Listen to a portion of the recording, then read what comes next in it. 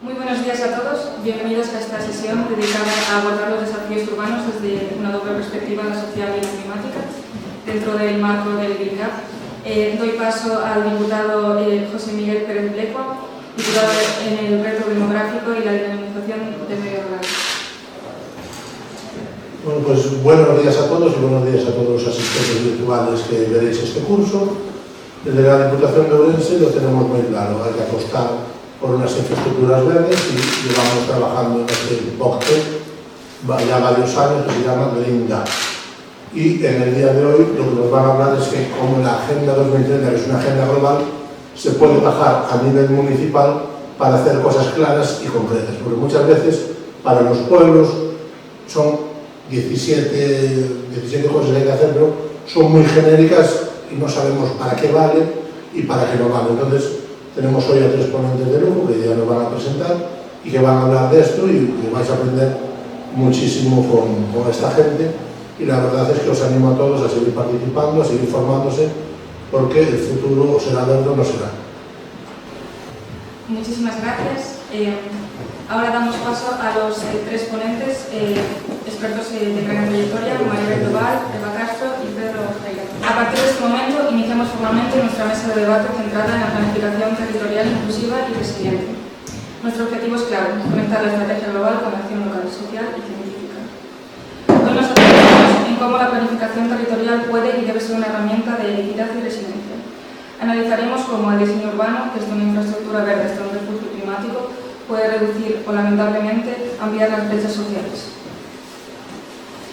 Empiezo introduciendo a Maribel Doval, profesora titular de la Facultad de Educación y Trabajo Social de la Universidad de Vigo, que ejerce como vicedecana de I+D+I. Es licenciada en Filosofía y Ciencias de la Educación y doctora en Psicopedagogía, con una destacada trayectoria académica y de gestión universitaria. Ha ocupado cargos de relevancia como vicerrectora de Internacionalización, Responsabilidad Social y Cooperación en la Universidad de Vigo y subdirectora general de Universidades de la Xunta de Galicia. Su labor investigadora se centra en la innovación y el desarrollo rural, desde una perspectiva de sostenibilidad, equidad e inclusión. Dirige el Observatorio Internacional Río de Investigación Rural y participa en proyectos de gran alcance como Granular y Estrocito, así como C2 Agenda 2030 Local y FirePortec 1 y 2. Estos programas abordan retos como la resiliencia climática, la inclusión social y la construcción de comunidades rurales sostenibles. Maribel Doval promueve un enfoque multiactor y participativo, implicando directamente a las comunidades locales para generar soluciones reales y duraderas. Defiende la importancia de la ciencia al servicio de las políticas públicas como herramienta clave para hacer frente al cambio y al reto demográfico y para el diseño de estrategias de desarrollo rural a largo plazo. Bien, Maribel, empezamos contigo. Buenos días.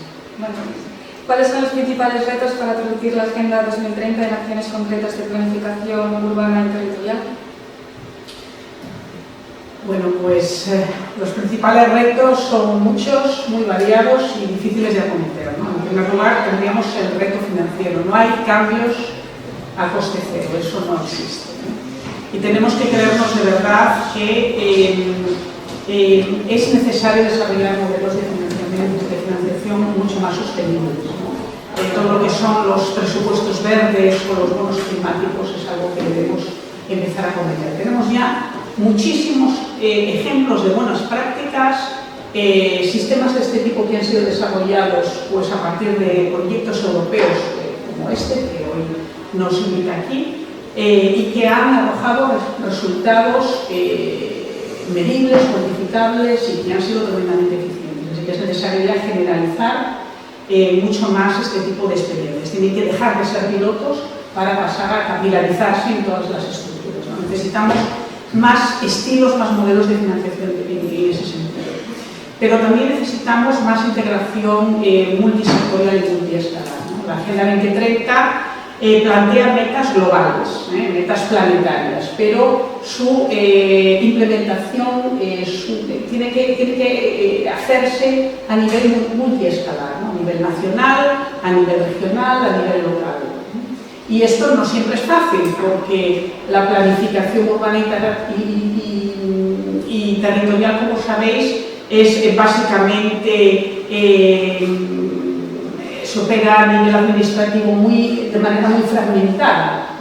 muy localizada, entonces es muy difícil, ¿no?, esta integración, esta cohesión que exige un buen desarrollo territorial, ¿no? Hay competencias dispersas, hay agentes que no siempre se entienden bien, que hablan diferentes lenguajes, que tienen diferentes necesidades, diferentes intereses, y no siempre es fácil, ¿no?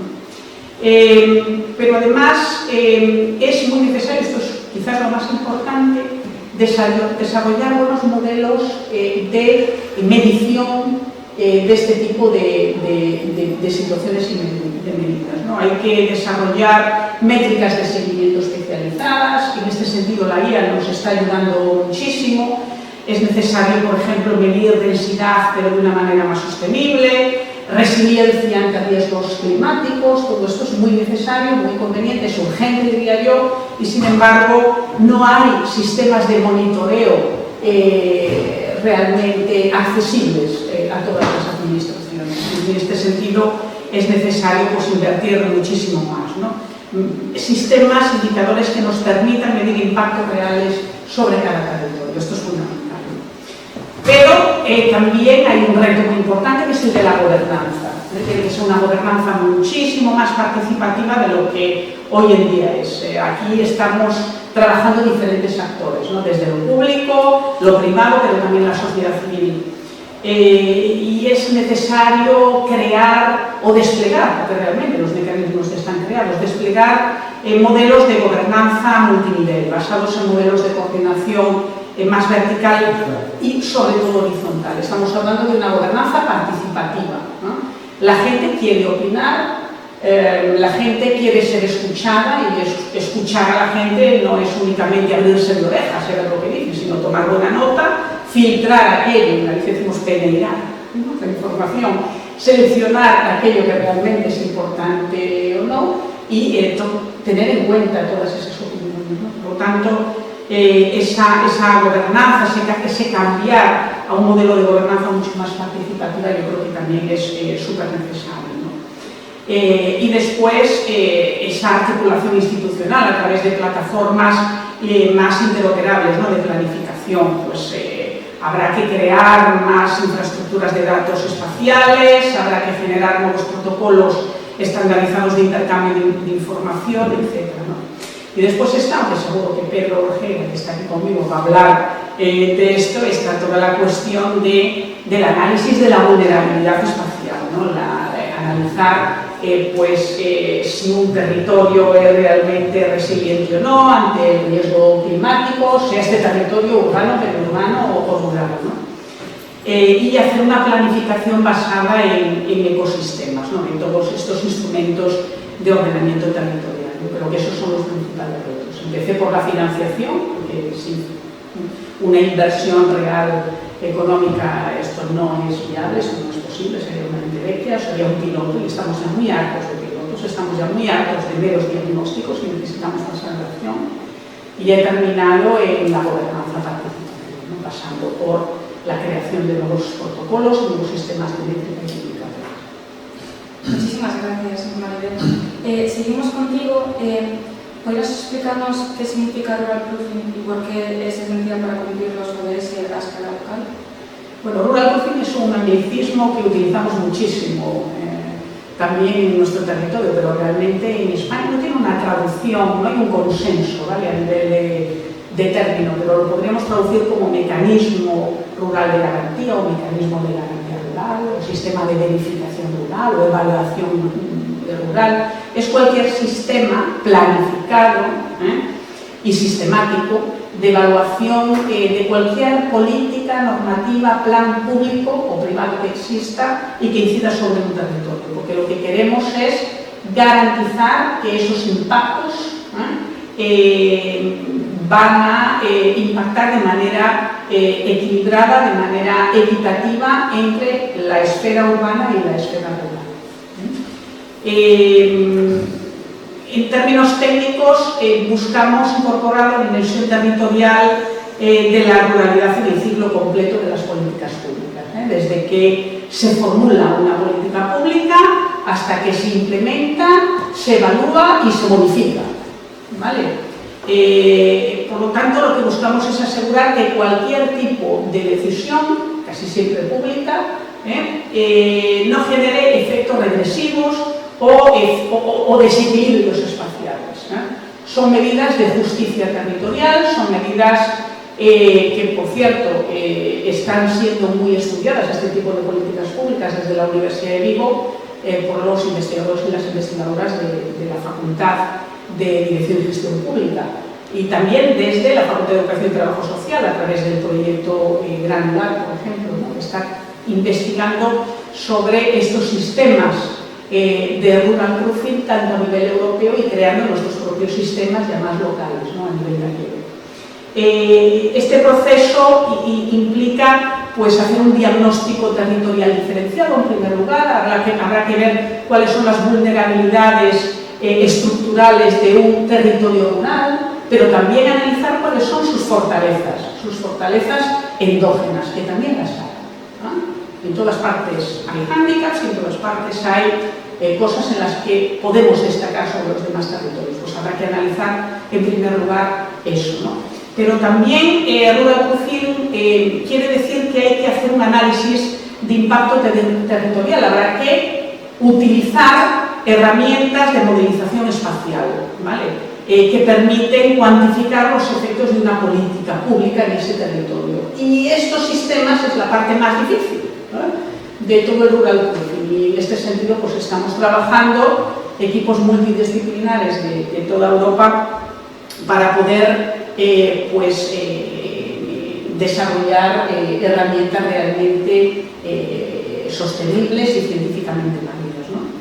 Pero una vez que estos sistemas se implementan, habrá que ver si habrá que ajustar o rediseñar la política pública, ¿no? No se trata únicamente de hacer un informe, un impacto rural, se tratará de ver que habrá que modificar o que habrá que reorientar, ¿no? Si no, pues esa política quedará tremendamente coja, ¿no? Así que pues habrá que pensar qué tipo de medidas compensatorias habrá que implementar en ese territorio según pues, la estructura socioeconómica de esa localidad y ecológica, por supuesto, también, ¿no? Hay una fundamentación teórica muy clara y se basa en el principio de que la neutralidad territorial no existe, ¿no? Sino que toda política tiene un efecto espacial, directo e indirecto, más o menos grande, pero siempre se impacta, ¿no? En el territorio. Así que, bueno, pues en eso estamos, ¿no? El rural proofing está tremendamente vinculado a la Agenda 2030, no nació con ella, nació mucho antes, había ya intereses sobre este tipo de métricas y de actuaciones políticas, pero la Agenda 2030 ha venido a animar, a apoyar y a incentivar todavía mucho más esto. En España tenemos buenos ejemplos, ¿vale?, de rural proofing o de mecanismos de garantía rural. En primer lugar, tenemos la Ley 27/2022 de evaluación de políticas públicas, que ya claramente dice en su disposición adicional que hay que poner en marcha este tipo de mecanismos en nuestro país. En el 2022, estamos en el 2021. En este momento está en tramitación parlamentaria la proposición de ley del mecanismo rural de garantía, ¿no? Así que vamos a ver en qué queda todo esto. Se está hablando mucho sobre esto y, por ejemplo, hay comunidades donde esta cuestión ya la tiene muchísimo más avanzada. Estoy pensando en Navarra, por ejemplo, o en Castilla-La Mancha. Pues he tenido la oportunidad y el honor de participar también en la definición de los principales parámetros, ¿no? Y ahí estamos. Hay ya ejemplos de buenas prácticas que nos animan a continuar. Se está discutiendo en el Parlamento sobre todo esto. Europa, desde luego, anima muchísimo a los Estados miembros a seguir esta senda. Y el proyecto Granular está obteniendo un montón de datos para alimentar la llamada brújula rural, que va a definir en los próximos 20-30 años las políticas públicas del rural europeo, que es el 80% de nuestro territorio. Así que, bueno, estamos muy animados, estamos muy interesados desde la Universidad de Vigo en estas cuestiones y bueno, estamos deseando saber qué ocurre a nivel nacional con toda esta normativa, ¿no? Si por fin se nace y por fin se implementa. Pues muchísimas gracias, Maribel. Con este enfoque entendemos que la sostenibilidad no puede desvincularse del territorio y que el rural proofing es una herramienta clave para adaptar las políticas globales a la realidad local. Avanzamos ahora hacia el ámbito de la innovación y la tecnología aplicada a la resiliencia. Para ello contamos con Pedro Orjeira, investigador y profesor de la Universidad de Vigo, experto en predetección y análisis de datos aplicados a la planificación territorial. Pedro Orjeira Crespo es doctor en Tecnologías Aeroespaciales por la Universidad de Vigo, ingeniero industrial especializado en automática y electrónica por la misma universidad y posee el grado de Ingeniería Aeroespacial con especialidad en aeronaves por la Universidad Europea de Madrid. Cuenta con una trayectoria de más de 21 años en el ámbito privado como director de Tecnologías de la Información, liderando más de 120 proyectos TIC en organizaciones de distintos tamaños.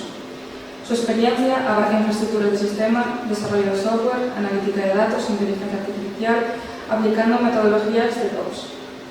En el ámbito académico y público, es profesor en la Escuela de Ingeniería Aeroespacial de la Universidad de Vigo e investigador principal en proyectos nacionales y europeos. Su investigación se centra en la aplicación de tecnologías avanzadas como la visión artificial, redes neuronales, procesamiento del lenguaje natural y machine learning, con especial interés en su integración en sistemas embarcados para aeronaves y satélites. Buenos días, Pedro. Buenos días. Bien, ¿qué metodologías innovadoras están demostrando mayor potencial para identificar y priorizar las zonas vulnerables a las islas de calor urbano? Gracias. Efectivamente, esta cuestión de las islas de calor y sobre todo en los ámbitos urbanos,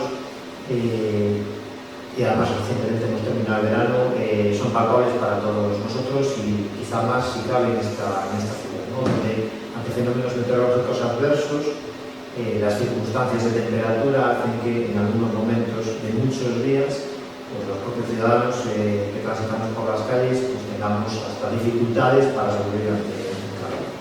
Y en la línea de las actividades de la Agenda 2030 y aterrizándolas, como nos decía antes el diputado y también Maribel, en ese sentido hay iniciativas en marcha, por ejemplo, en ese amigo un convenio con la Xunta de Galicia, por medio del cual se está precisamente preparando una herramienta integrada para que todos los ayuntamientos, típicamente urbanos, ¿no? En principio más aplicable cuando más población tengan, pero en principio para todos los ayuntamientos de Galicia tengan una herramienta integrada para que puedan por sí mismos detectar dónde se encuentran esas islas de calor, dónde se pueden detectar localizar los potenciales refugios climáticos y sobre todo dar también una atención preferente al cuidado y preservación de la biodiversidad en esos refugios climáticos. Mire explicando. Las premisas de las que parte son sencillas. Lo primero, como decíamos antes, cada vez más, lo estamos viendo en las noticias y lo sufrimos en las temperaturas, los fenómenos meteorológicos adversos en verano vienen acompañados de momentos que son pues, de calor bastante complicado de sobrellevar.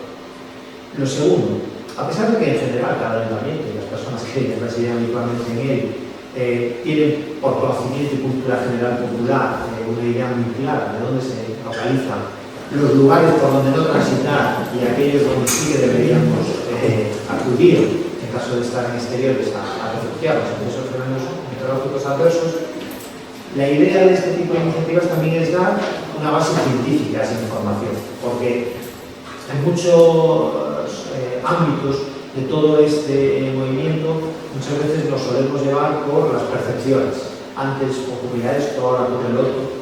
La idea es aportar datos científicos para que esa toma de decisiones sea totalmente informada y además sea justificada y no tanto basada quizá en opiniones que, pues lógicamente, en la opinión caben todas las opciones posibles, ¿no? Y lo tercero, de nuevo, aunque cada ayuntamiento en general y las personas que residen en él tienen bastante claro cuáles son los lugares donde realmente se pueden constituir islas de calor en verano o donde puede haber refugios climáticos, no podemos negarnos una cuestión, es que las personas cada vez más salimos más.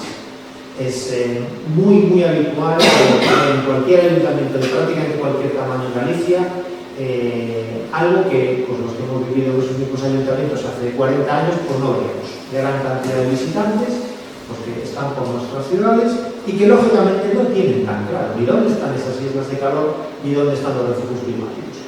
Van típicamente con su aplicación móvil, quiero ir de este punto a este punto y la aplicación móvil me dice que transite por esta plaza o por esta avenida, evidentemente sin ser conscientes de que quizá en esa avenida a 42 grados de temperatura, la verdad es que no van a tener una experiencia de no de agradable.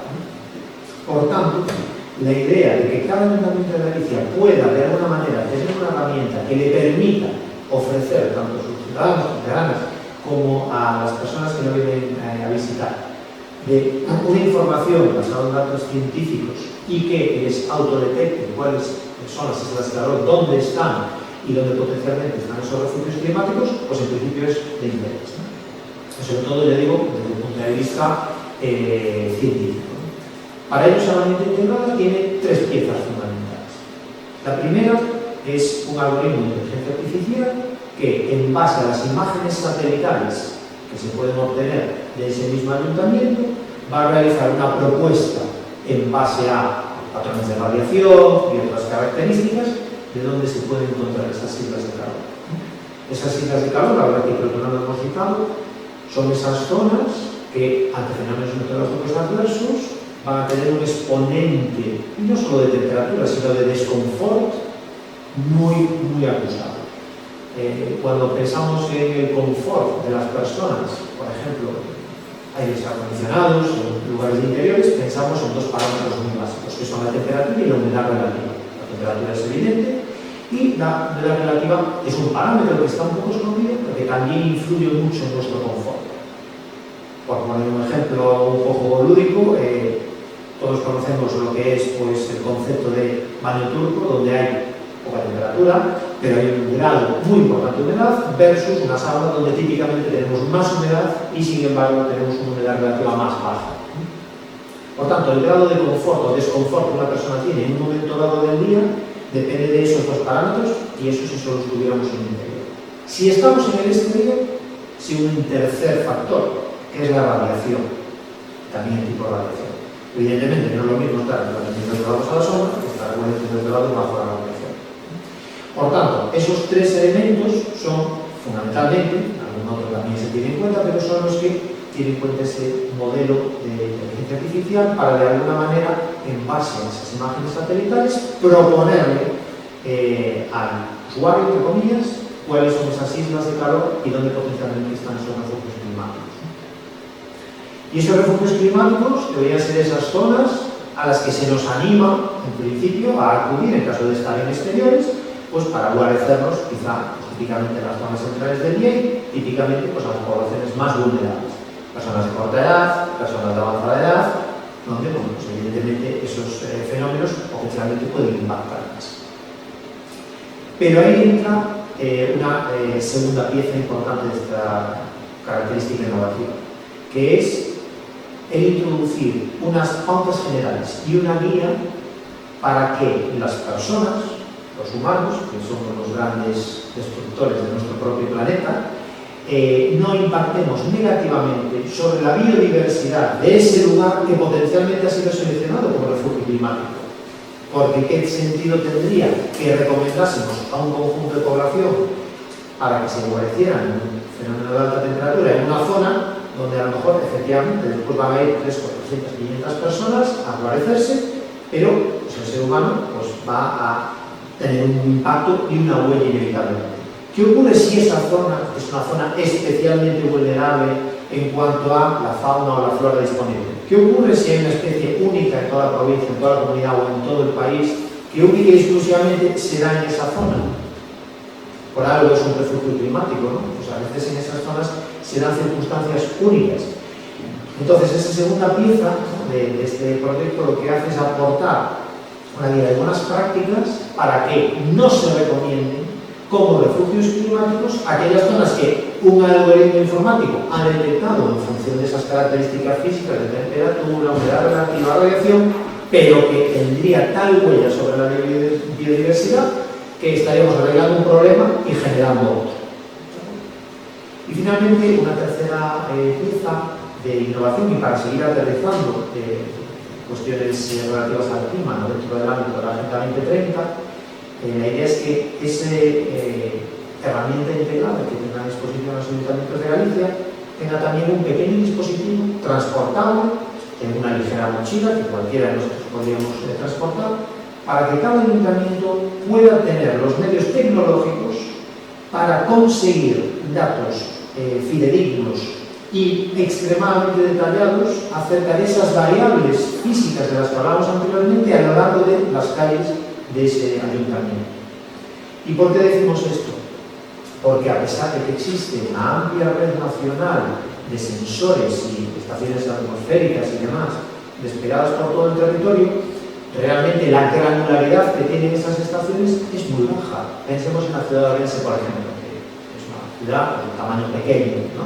Pero viven aproximadamente 100.000 habitantes y es una capital de provincia. Es decir, bueno, ya es una ciudad por todas las letras.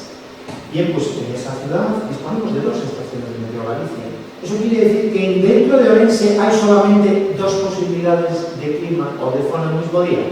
Los que viven en esta ciudad saben de sobra que no son 2. Que si estoy en determinada avenida, pues puedo estar sufriendo 42 grados al sol y eso puede ser complicado, y sin embargo si me encuentro en determinado parque muy arbolado, pues esos 42 grados ya no son 42, que son 37, y además la humedad relativa me da un poquito más de confort porque hay un estanque con más patos, y además resulta que tenemos unos frondosos árboles que me protegen de esa radiación. La sensación para los humanos es radicalmente distinta. Esa información tan granular de este metro aquí, este metro allá, en esta acera versus la acera del frente, es una información que lógicamente una imagen satelital, un satélite a 35.000 kilómetros de la Tierra, pues es un grado de detalle que no nos puede proporcionar. Ese pequeño dispositivo nos puede proporcionar a cada ayuntamiento de esa granularidad necesaria de 10 metros aquí o 10 metros allá, las diferencias que nos encontramos en cuanto al clima. Y esa es una aportación con la que creemos que se puede materializar objetivos de la Agenda 2030 en cuanto al clima y que de alguna manera lo pueden trasladar pues, a la población, tanto los que habitualmente vivimos en esa misma localización como, de nuevo, ante ese fenómeno que yo creo que es súper creciente, tanto en Galicia como en España, del turismo, y que a veces pues, nos traslada a una ciudad donde evidentemente pues, no tenemos este tipo de información. Gracias, Pedro. Siguiendo con este ámbito climático, ¿cómo se están implementando los refugios climáticos basados en la naturaleza en las distintas ciudades y qué aprendizaje nos deja esta experiencia? Efectivamente, el concepto de refugio climático no es nuevo y la utilización de los mismos, efectivamente, pues ya se lleva en diversos ámbitos geográficos, tanto a nivel, sobre todo estatal, a nivel europeo, a nivel mundial, se están llevando a cabo iniciativas en ese sentido. Creo que no lo habíamos comentado, ¿no? El concepto de refugio climático, así como antes definimos islas de calor, pues es precisamente esa zona donde en principio nos podemos guarecer porque algunas o varias de las variables de las que hablábamos anteriormente, que hacen que sea una isla de calor un lugar un poco más complicado para transitar, los refugios climáticos son, digamos, el inverso, lo que sería el inverso en un mapa. Y en ese sentido, digamos que tenemos 3 tipos de refugios o potenciales refugios climáticos. Por una parte tenemos los que ha hecho el ser humano, o los que puede hacer el ser humano ad hoc, tanto los que ya ha hecho como los que puede hacer. Por otra parte, aquellos que ya nos dio la naturaleza y que están presentes, los estemos utilizando o no. Y finalmente, un tercer grupo, que son aquellos que, siendo lugares hechos por el ser humano y en principio no destinados a ser un refugio climático, se pueden refugiclimatizar, si es que esa palabra pudiera existir alguna vez en el diccionario, ¿no? Es decir, podemos todavía realizar actuaciones para de alguna manera reducir alguna de esas variables que tan complicado nos hace llevar el día en esos días fenómenos meteorológicos adversos. En cuanto a los espacios creados por el ser humano, en varias iniciativas, tanto a nivel mundial como a nivel español también, realmente se están proponiendo que lugares que en principio estaban destinados a otras misiones, desde bibliotecas hasta lugares de culto, templos, de oración, etc., potencialmente y en algunas circunstancias pues se puedan también utilizar como refugio climático. Evidentemente eso hay que llevarlo con cautela, tanto cuanto pues, esos lugares pues, estaban pensados para lo que estaban, ¿no? Evidentemente si en una biblioteca donde hay unos opositores estudiando, de repente aparecen 400 personas que lo único que buscan es refugiarse del calor, pues evidentemente también podemos llegar a situaciones que sean incompatibles con la naturaleza propia de ese lugar. Pero existen esas iniciativas, ¿no? Y hay casos documentados en Sudamérica, en Estados Unidos, donde pues, ciertos lugares en determinadas fechas y de manera excepcional sí que se están habilitando de esa manera, ¿no? Después están los lugares que también puede el ser humano habilitar específicamente como refugio, ¿no? Y hecho expresamente por el ser humano, ¿no? Ejemplos en la ciudad de Nueva York, en la ciudad de México, tenemos múltiples casuísticas de pues, pequeños lugares de encuentro donde pues, estas características de nuevo de temperatura, de humedad, de radiación se bajan adecuadamente para que en los días, sobre todo en ciudades y sobre todo del centro, pues pueda ser más llevadero para los habitantes. En cuanto a utilización de espacios públicos, también hay iniciativas a nivel estatal, en la Comunidad de Valencia, en Cataluña, hay en Madrid, pues eso, la designación de ciertas ubicaciones dentro de lugares públicos, de lugares naturales, pues como potencial lugar de encuentro, como refugio climático ante estos fenómenos también adversos, ¿no? Y donde nosotros insistimos mucho en que se atienda a esa precaución y preservación de la biodiversidad, porque de nuevo, sus lugares públicos, igual que el ser humano detecta que son agradables, la fauna y la flora también lo detecta, ¿no? Y de nuevo, en este planeta somos usufructuarios, ¿no? No somos dueños de patria potestad, por lo tanto, pues creo que tenemos que tener, digamos, una consideración para los que vengan detrás y que sigan teniendo planeta y enfoques climáticos disponibles.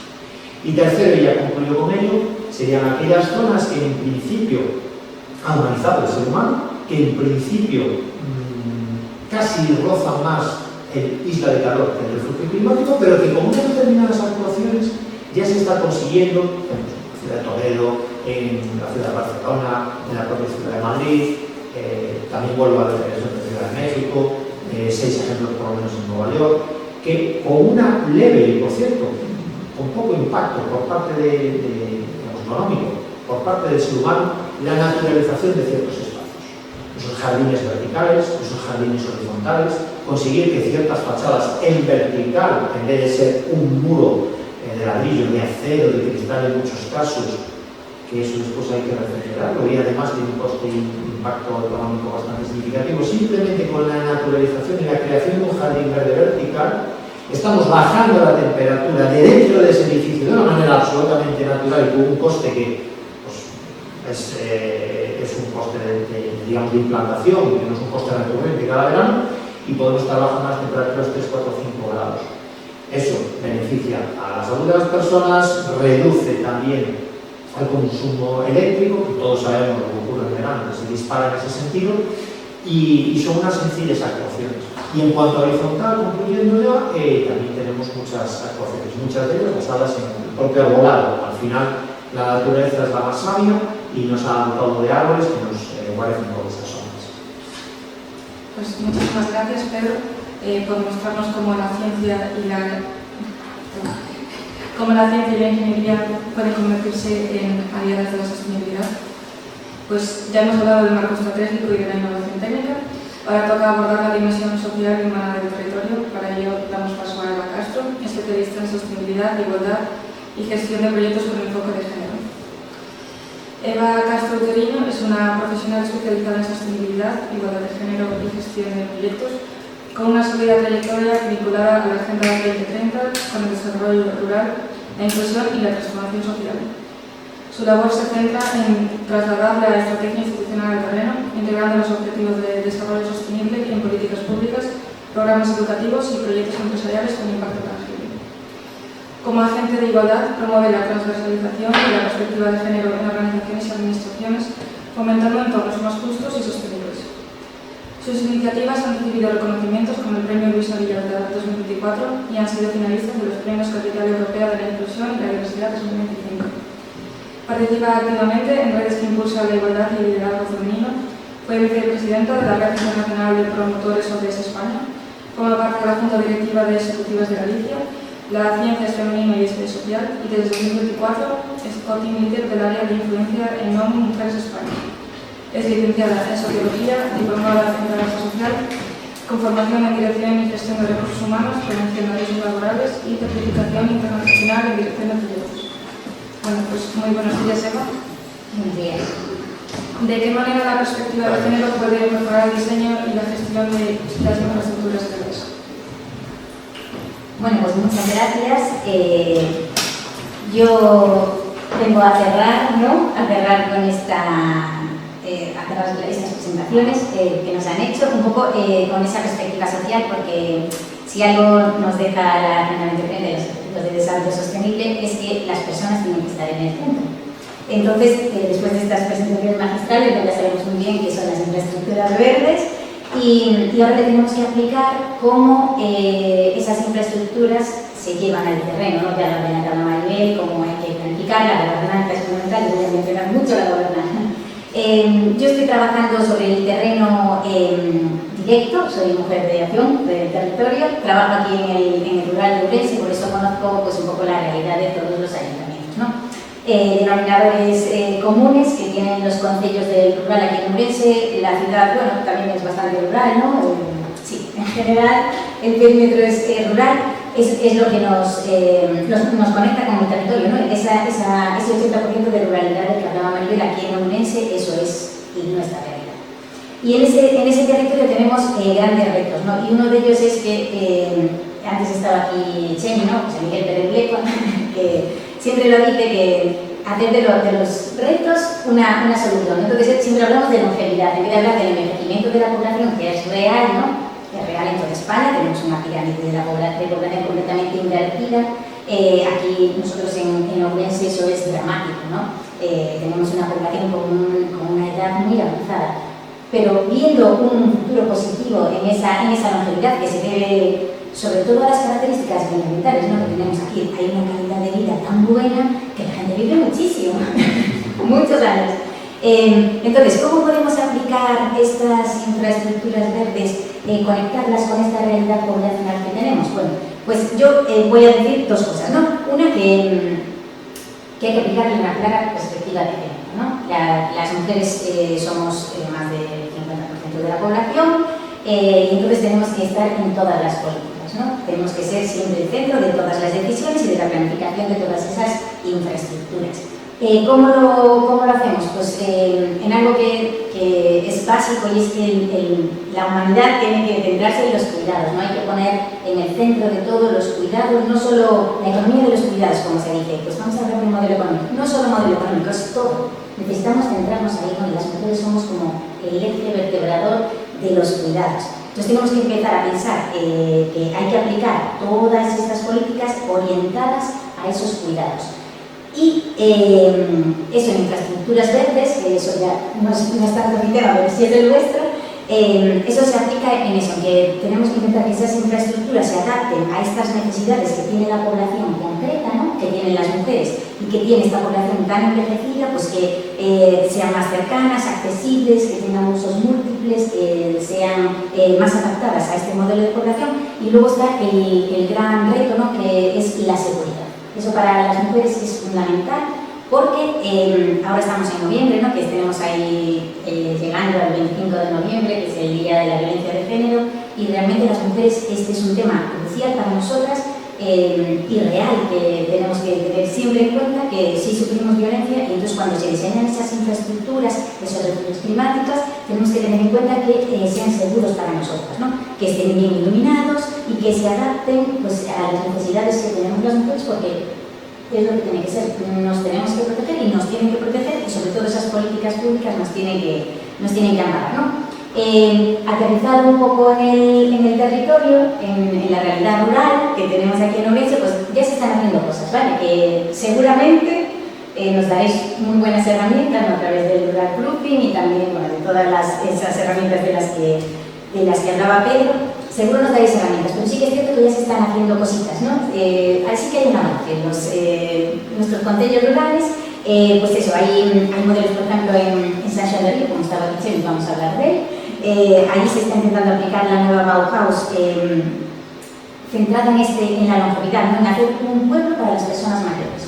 Nos está intentando avanzar en esa planificación. Por supuesto queda muchísimo por hacer, o casi todo, que Maribel, tú también tratarás el punto de vista, pero sí que se está pensando en un nuevo modelo, ¿no? De planificación de nuestros territorios para adaptarlo a las necesidades que tienen las personas. O pues otro concello que es por excelencia el que más atiende a las personas mayores, que es Porqueira, que es un concello que tiene todas sus políticas públicas, todas están enfocadas en la población mayor. O sea, es que el índice, la edad media de población debe estar en torno a los 70 años. Entonces, claro, tú te tienes que adaptar en todo aquello que hagas a ese modelo de población. Y, como digo, eso, hay muchísimos más ejemplos. Yo trabajo desde hace años con ayuntamientos, entonces podría poner muchos más, pero bueno, si quieres seguimos hablando y ya te voy contando esas cosas. Vale, perfecto. Pues ahora me gustaría si nos podrías hablar de cómo se garantiza que los colectivos más vulnerables se beneficien realmente de estos espacios y no queden excluidos.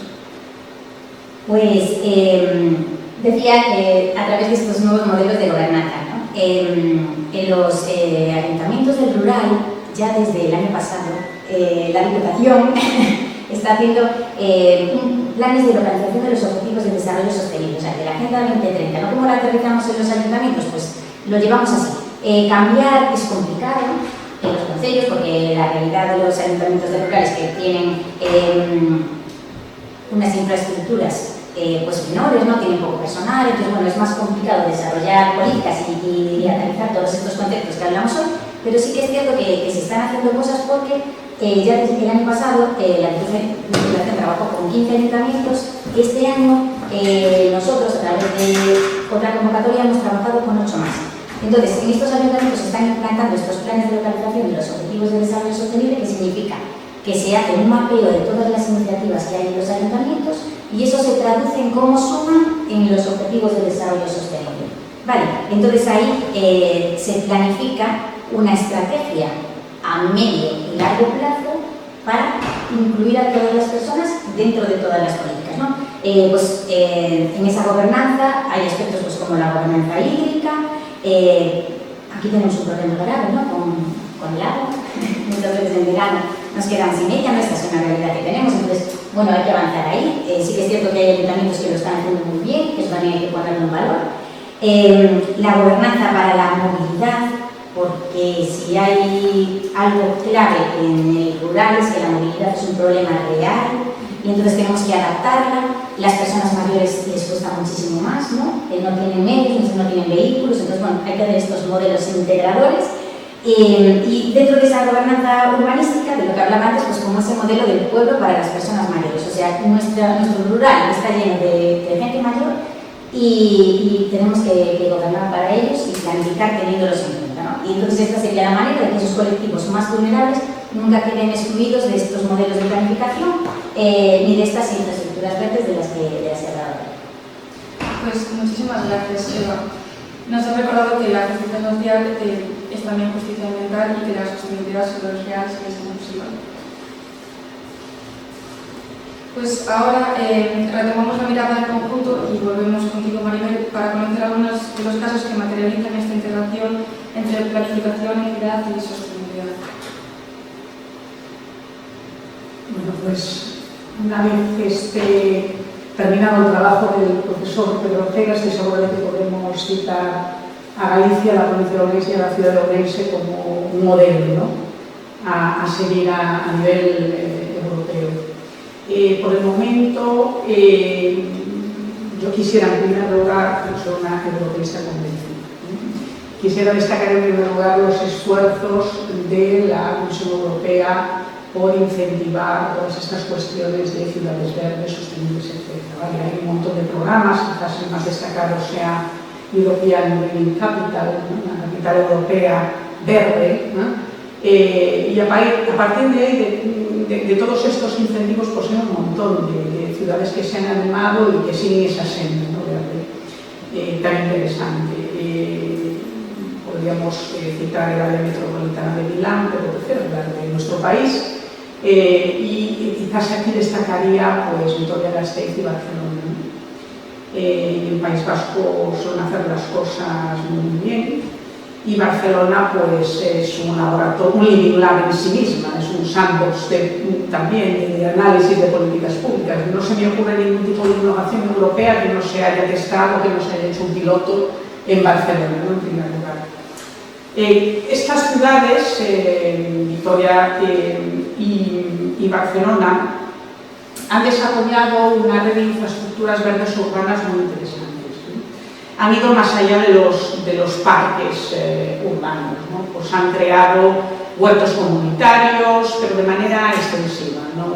Como algo muy localizado, ¿no? Corredores verdes, han hecho también jardines verticales, los han extendido por muchísimos sitios de la ciudad. Y estos corredores verdes que lo que hacen es conectar los diferentes barrios, facilitan la movilidad, y además algo muy interesante, bueno, pues hacen que haya una comunicación, un flujo de contactos y de comunicación muchísimo mayor entre las zonas meramente urbanas, de las almendras, digamos, de las ciudades, el downtown de Barcelona o de Vitoria, con el área periurbana, ¿no? Entonces están creando bueno, pues realidades bien interesantes, son espacios verdes que han dejado de ser pasivos, elementos meramente ornamentales o lugares de esparcimiento y ocio, lo cual está muy bien, pero además en estos sitios han creado espacios verdes que son además productivos, ¿no? Y de conexión ecológica, y esto es súper interesante, ¿no? Los techos verdes, ¿no? Estas azoteas vegetadas o espacios de infiltración de aguas pluviales donde todo se reutiliza, ¿no? Esto es tremendamente interesante, ¿no? Además, esto está haciendo que se reduzcan los efectos de esas islas de calor que comentaba Pedro, se está mejorando muchísimo la calidad del aire, esto incide mucho en ese índice de la felicidad de las poblaciones, y se está cambiando el modelo urbano. Esta forma de pensar, donde ponemos lo verde con las personas, como bien decía Eva, está cambiando el modelo urbano, ¿no? Está sirviendo toda esta infraestructura como columna vertebral de la planificación urbana, se están reordenando los flujos de movilidad, se está favoreciendo el acceso a esos espacios verdes integrados, y esto está haciendo pues, que estas ciudades sean más cómodas, sean más apetecibles, sean más inclusivas, ¿no? Porque también son espacios verdes más accesibles, con toda la información pues, en lenguaje fácil, para que esté accesible a cualquier nivel competencial. Son ciudades que ahora son ciudades para niños, pero también para gente mayor. Son espacios que nos permiten reordenar el territorio de ciudad y hacerlo pues, más fácilmente vivible en cualquier momento de la vida de una persona, ¿no? Y son espacios también pensados para las mascotas de la ciudad, ¿no? Hay ciudades donde ya hay más mascotas que niños. Bueno, esta es una realidad, pues también habrá que adaptar la ciudad a esta circunstancia, ¿no? Por lo tanto, son Vitoria y Barcelona dos ciudades donde todas estas infraestructuras verdes ya no son un añadido, sino que son algo estructurante, que cumplen funciones no solo ecológicas, sino también sociales, y de producción y de movilidad, y donde la participación ciudadana es clave, porque algo muy interesante, yo, como tú bien has dicho, soy mucho de la metodología de investigación participativa, algo clave en los proyectos de Barcelona y de Vitoria es que han sido proyectos muy participados por la comunidad. Ha habido cantidad de procesos consultivos, se ha preguntado a los niños, se ha preguntado a los profesores, se ha preguntado a los mayores, se ha preguntado a los profesionales qué tipo de modelo de ciudad quieren, qué espacios verdes necesitan, y ha habido una gran comunicación también con las universidades y con los centros de investigación. Por tanto, son proyectos muy completos que han permitido que estas ciudades enlacen sus diferentes partes también con los territorios circundantes y están cohesionando muchísimo más el territorio. Pondría esos dos ejemplos. Pues muchísimas gracias. Volvemos ahora a esta dimensión social y a la inclusión de los grupos vulnerables. Volvemos contigo, Eva. ¿Qué estrategias de participación ciudadana consideras más efectivas para integrar estas voces en la planificación urbana? Urbana y rural. Yo sigo insistiendo en nuestra ruralidad. Decía antes que yo tengo la gobernanza, ¿no? Como eje vertebrado, es el Objetivo de Desarrollo Sostenible número 16, el que nos habla de la gobernanza y que habla de esa gobernanza participativa. participativa, como repitió Maribel constantemente, transparente, participativa e inclusiva, ¿no? Que incluye a todos los colectivos. Entonces, para garantizar que realmente esa gobernanza sea participativa, ¿cómo aterrizamos esto en la realidad de nuestro rural? ¿Qué pasa en los concellos? Ayuntamientos, en castellano, que cualquier persona llega al ayuntamiento y dice, mire, señor alcalde, que yo necesito esto, ¿no? Hace mucho calor al lado de mi casa, póngame usted aquí unos árboles. Eso ocurre en la realidad, ¿no? El canal es informal y nosotros tenemos que movernos hacia canales más formales. Hay que desarrollar esas estrategias para que esos canales sean más formales. Entonces, aterrizado a nuestra realidad aquí de Ourense, pues hay ayuntamientos que ya están trabajando en canales formales. En el Concello de Teixeira, por ejemplo, se ha desarrollado un reglamento de participación ciudadana, un reglamento súper estructurado que lo que hace es, nuestro rural se caracteriza por tener un montón de parroquias, ¿no? De núcleos de población, muchos núcleos de población y muy dispersos, ¿no? Hay ayuntamientos que tienen hasta 53 núcleos de población. Eso para gobernarlo requiere de un esfuerzo bastante considerable. Entonces, ¿qué hacen ellos? Pues que han desarrollado este modelo participativo en el cual se crean asambleas en las parroquias y esas asambleas están totalmente estructuradas. Yo no veo que sea fácil, le vamos a llamar, porque sí que tiene una burocracia que hay que seguir, que es bastante estructurada. Pero sí que consigue que al final las necesidades de los colectivos, ¿no? De esas personas que están en su casa, que no son de las que van al concello, porque a lo mejor hay una mujer, como vivimos muchísimos años, que está en su casa y que ya no puede salir. Entonces, ¿cómo llegan sus necesidades al ayuntamiento? Pues así, a través de estos consejos parroquiales que están muy cercanos, ¿no? Porque están en tu propia parroquia. A lo mejor hay 6 personas ahí viviendo, porque a lo mejor no hay más. Es que los núcleos de población son pequeñitos. Entonces, conseguimos que esto se estructure y que a través de un diseño de este reglamento súper organizado llegue la decisión al pleno del ayuntamiento. Vale, este sería un modelo muy formal. Un modelo más común en otros ayuntamientos que tenemos en Ourense es la figura que ya existe desde hace un montón de años, que son los alcaldes pedáneos. Alcaldes y alcaldesas de pedáneos. Eran unas figuras de unas personas que estaban en esos núcleos de población y que ejercen, de hecho, se están recuperando en el Concello de San Xoán de Río, por ejemplo, se está recuperando esa figura de los alcaldes y las alcaldesas pedáneos, que lo que hacen es detectan las necesidades de la población que vive justo en ese núcleo y de una manera estructurada la llevan a esos encuentros participativos que se organizan 1 o 2 veces al año, que se organizan en el concello, y ahí se recogen todas las necesidades de la población. Y con estos canales, ¿no? Uno sería como el más formal y otro sería menos formal, pero que funciona también igualmente. Conseguimos que las necesidades de cualquier persona que tiene más complicado, ¿no? Los colectivos vulnerables siempre tienen más complicado, en nuestro caso, las personas más mayores y muchas mujeres también tienen más complicado que sus necesidades lleguen a la decisión que se toma en el ayuntamiento, pues de esta manera aseguramos esos canales. Pues muchísimas gracias, Eva. Vamos a hacer ahora esta ronda de preguntas contigo, Pedro. Volviendo otra vez al foco de la innovación local. En concreto vamos a centrarnos en Ourense, territorio que está impulsando proyectos pioneros de resiliencia climática. Así que, Pedro, ¿cómo estáis investigando en Ourense sobre estas cuestiones?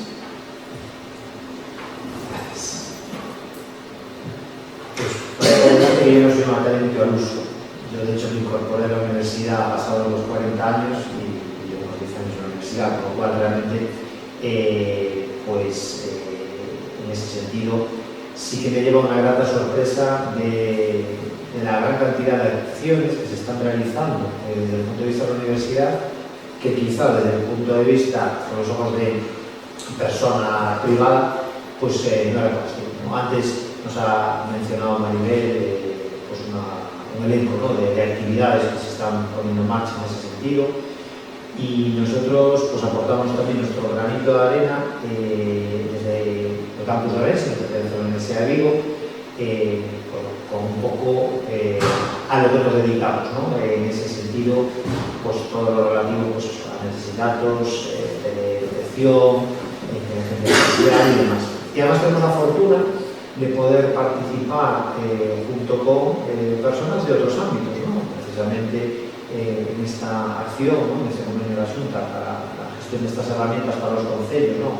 Para tener detección de islas de calor y efectos climáticos, pues tenemos la suerte de colaborar pues, con personas de la Facultad de Trabajo Social, Maribel está aquí presente, también con personas de la Facultad de Biología que aportan pues, lógicamente ese conocimiento acerca de esas directrices, acerca de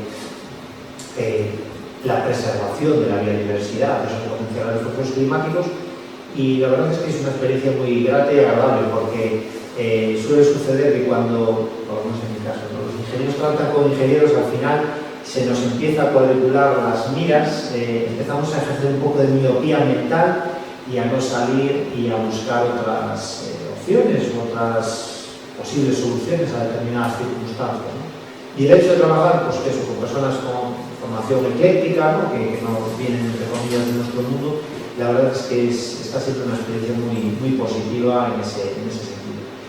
Yo creo que el campus de Orense tiene bastante que decir dentro, no solo de la Universidad de Vigo, sino también pues, en proyectos de esta naturaleza, a nivel autonómico, a nivel nacional, también a nivel europeo. Y yo creo que en ese sentido pues, se está demostrando y hay toda una serie de proyectos que están en marcha precisamente en esos tres diferentes ámbitos que creo que justifican esta idea. Pues muchísimas gracias. Bueno, muchísimas gracias a vosotros tres por vuestras intervenciones tan complementarias. Hemos recorrido un camino que va desde la visión global de la Agenda 2030 hasta la aplicación técnica y social en nuestros territorios. Ahora queremos abrir un pequeño espacio de diálogo entre vosotros para conectar estos tres niveles, la estrategia, la equidad y la innovación. Os propongo reflexionar juntos sobre una pregunta común. ¿Cómo podemos garantizar que las decisiones que tomamos hoy en materia de planificación territorial realmente construyen comunidades más resilientes, inclusivas y sostenibles a largo plazo? Bueno, a partir de aquí podéis intervenir libremente, quizás empezamos por ti, Maribel, siguiendo con Eva y acabando con Pedro. Pues la manera de conseguir que todas estas cuestiones sean sostenibles, ¿no? A lo largo del tiempo es escuchando la voz de las personas, ¿no? Pero de todas las personas, no solo de no solo de esos sectores de la población que clásicamente tienen voz en los sitios, sino también aquellas personas que habitualmente pues, tienen una voz como más apagada, ¿no? Pues escuchando. Estoy hablando de niños, estoy hablando de la juventud, a la que muy pocas veces se le hace caso, y estoy hablando de las personas que pertenecen a grupos vulnerables o que ya han sido vulnerables, ¿no? Las mujeres no somos vulnerables, pero somos vulneradas muchísimas veces, ¿no?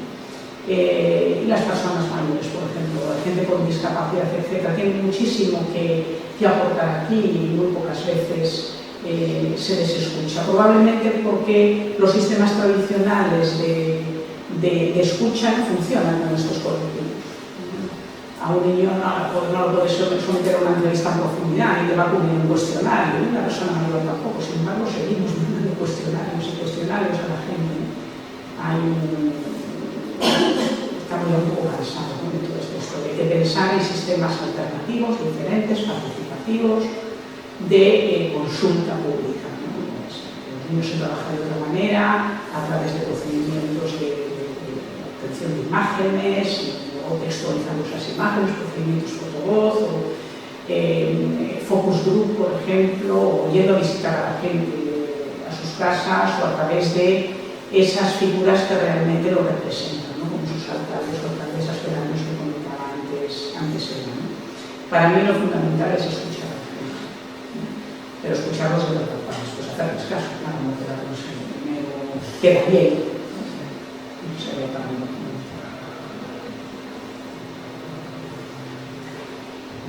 Pues yo, para poner ahí un empujoncito, para que se pueda seguir avanzando necesitamos, ya lo dijo Maribel, número 1, me apunté aquí, financiación.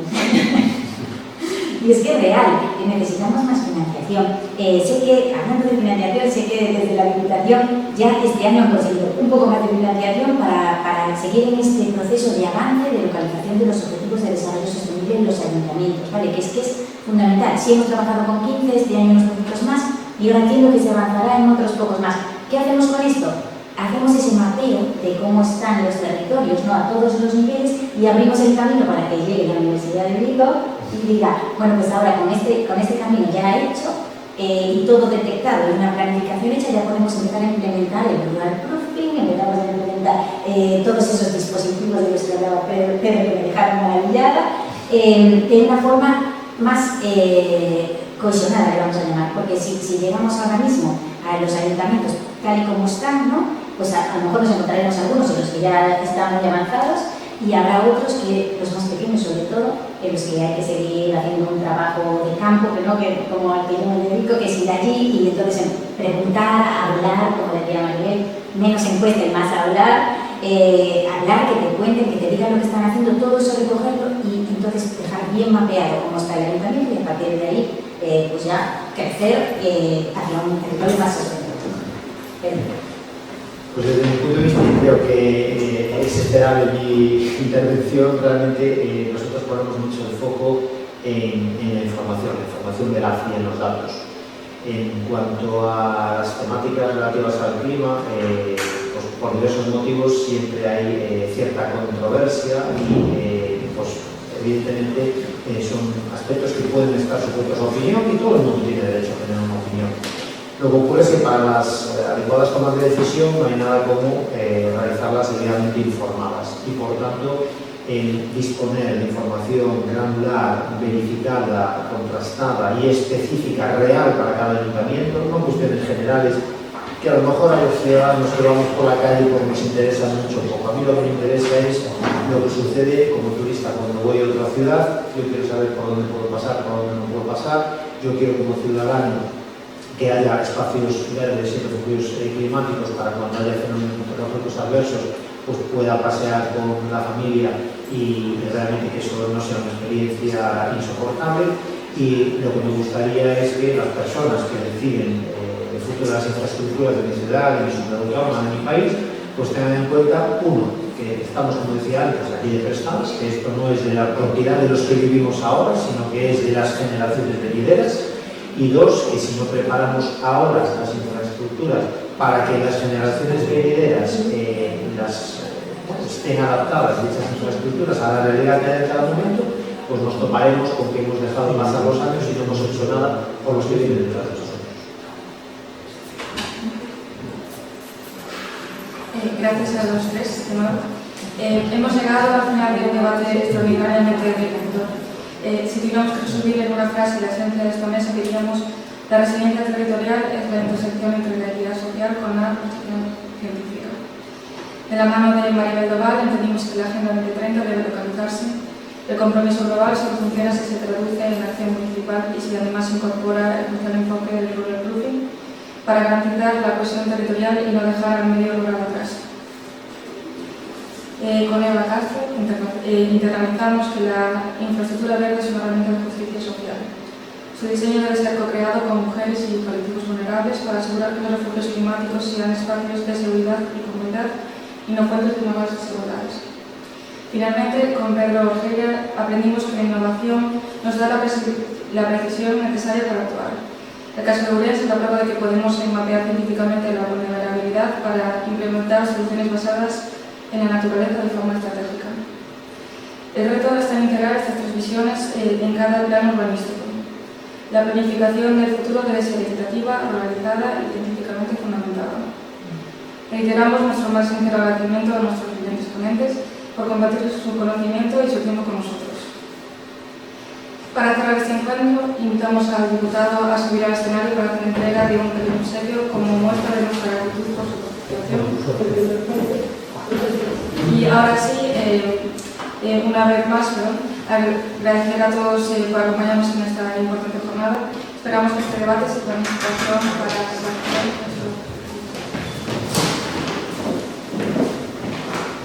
Muchas gracias. Muchas gracias.